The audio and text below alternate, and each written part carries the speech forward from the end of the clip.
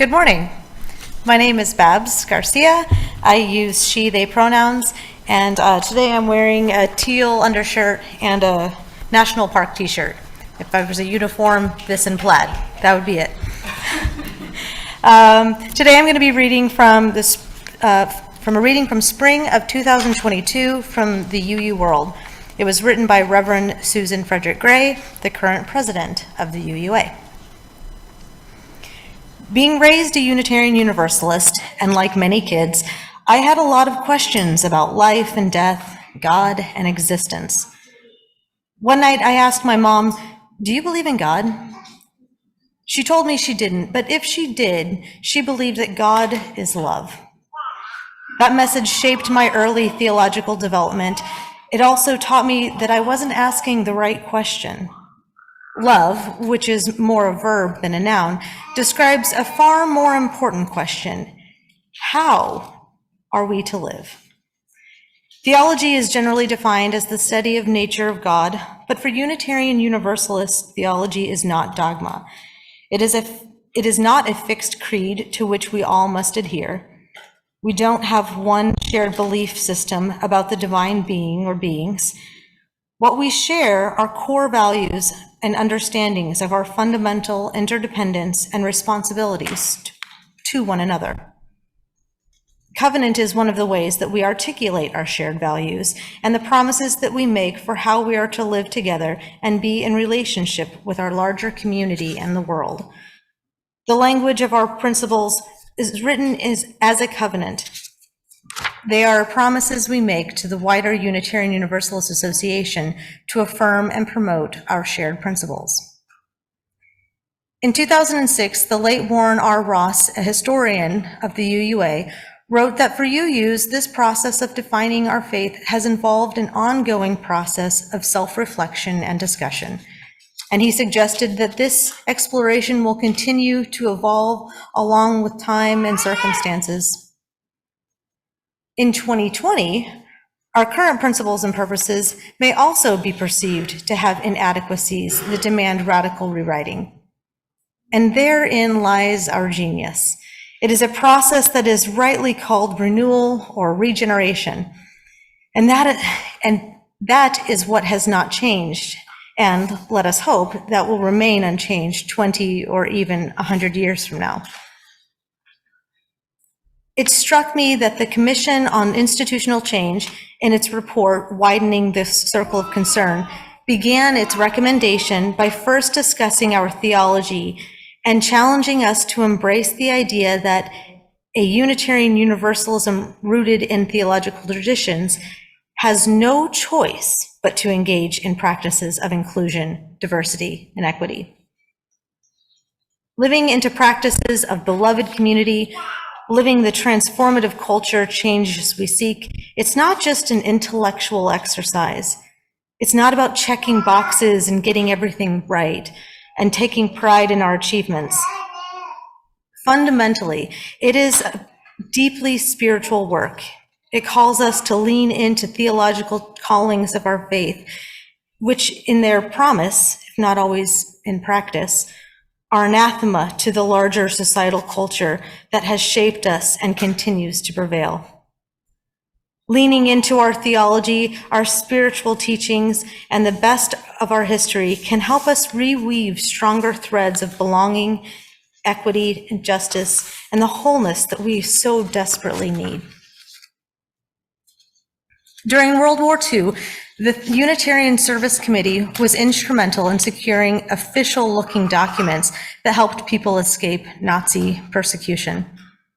These documents needed a seal, and Hans Dusch, the Austrian refugee artist, created the flaming chalice, the symbol which was later chose for the Unitarian Universalism. It was a symbol that invoked the idea of sacrifice and love. Today, we have many interpretations of the flaming chalice, including the light of reason, the warmth of community, and the flame of hope. This is all true, and it is more. Unitarian Universalist G. Zachariah expresses the significance of our chalices as a clarion. the symbol of our religious symbol, of a religious symbol of Nazi resistance and safe passage to refugees. While I know this history, and to have it said so succinctly reinforces the power of what this symbol means and about who we are, it reminds us that in the face of evil, in the face of policies, rhetoric, and violence that dehumanize, divide, and destroy, our chalice is a symbol of resistance to this evil. The flame is a symbol of our courage, power, of risk, of truth and resistance. And the cup is a symbol of compassion, hospitality and refuge, and of mutual aid. Could there be a more striking symbol for our faith and the values and practices that we need so much in these times? The Reverend Dr. Martin Luther King Jr. was inspired by Reverend Paul Tillich's teachings to observe that power without love is reckless and abusive, and love without power is sentimental and anemic. Power at its best is love implementing the demands of justice, and justice at its best is power correcting everything that stands against love. The symbol of the flaming chalice and the acts of bravery that inspired its creation are proof that our theology is no mere abstraction, but an expression of our theology made real. In the past, our faith inspired members of the UU community to help people escape the horrors of Nazi regime. Today, it inspires our commitment to defending voter rights, organizing for equality for LGBTQIA+ people and women, and combating criminalization and violence of the state against immigrants, refugees, people of color, water protectors, and people oppressed by poverty. An ethic of love lives at the heart of our UU faith. It reflects the core question, how are we to live?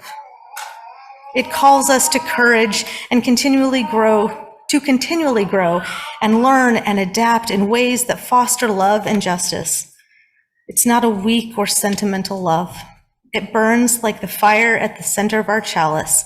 It's fierce in a way that compels us to demand justice in the world, but also fierce in how it calls us to courageous conversations, to radical practices of welcome, compassion, forgiveness, and belonging. Let this love burn brightly in the hearts and in all our communities. May it be the energy and resilience we need to keep on loving, to keep on learning, and to keep on showing up for each other and our neighbors in resistance to evil and creating refuge from trauma and oppression. Let us build with love a solid foundation for the work we do in our families, our faith communities, and in our world. May we always enlarge our circle of concern to create inclusive communities of resilience and wholeness, of resistance and courage. May we live the bold, brave, loving theology that lives at the heart of this tradition.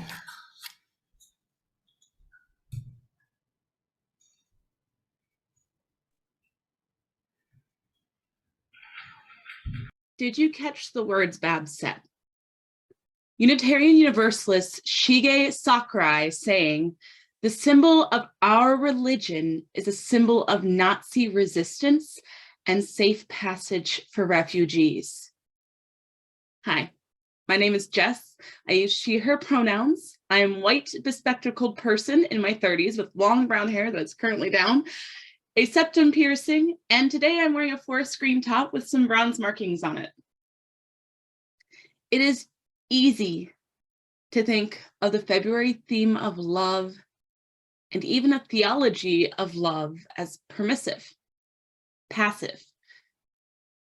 But Unitarian Universalism is built on a centuries-old tradition of resistance to oppression, and that struggle continues.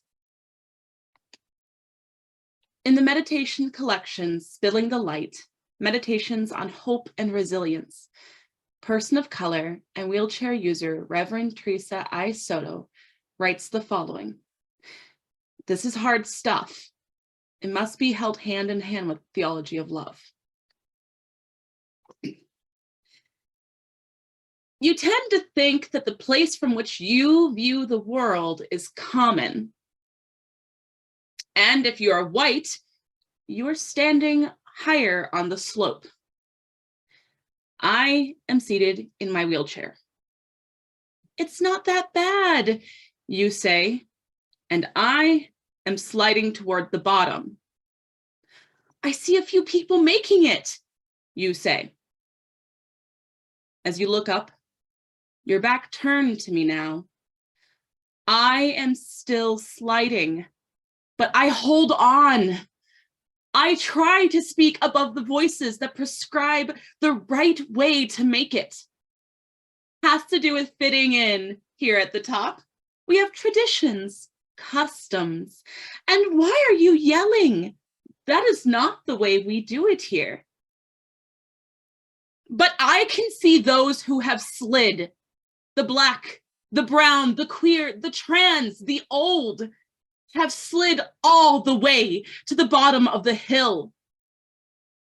Their bones, their blood mashed into the way that you find yourself rising, telling the white story as the right story over and over.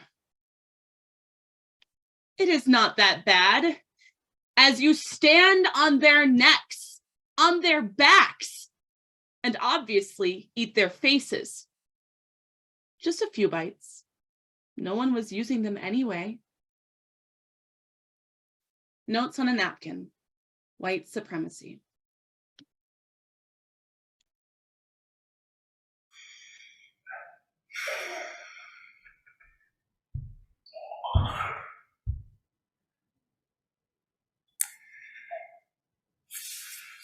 This is what it is to be a Unitarian Universalist in 2023.